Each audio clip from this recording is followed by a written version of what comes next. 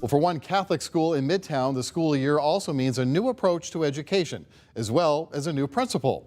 Our Rebecca Butcher has the story on how classical education is helping to prepare students today with a learning style you might say is old school.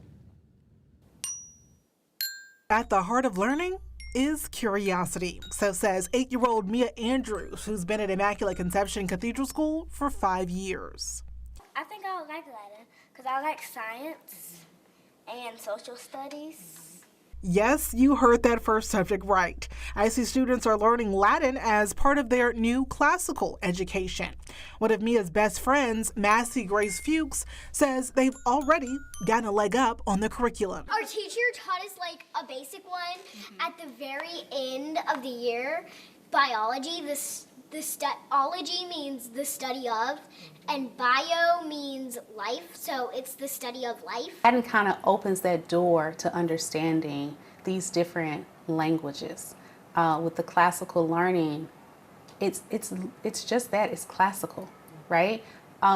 We are so out of touch with thinking for ourselves. New principal Khadijah Gordon explains. It's differently. It's not basic reading. It's not just the dog ran fast kind of reading, but it's more detailed where you have to really think about it and it gives you really good visuals. Gordon, who has 13 years of experience in education, says it will help shape how students understand with a focus on critical thinking and problem-solving skills. A second first for the school is accepting education savings accounts, or ESAs, allowing students to receive funds for tuition based on income. If ESA is one of those options, then we are preparing to take in those kids. I mean, our whole purpose is to educate. We're here to educate the whole student, mind, body, and soul. Also at the focus is faith.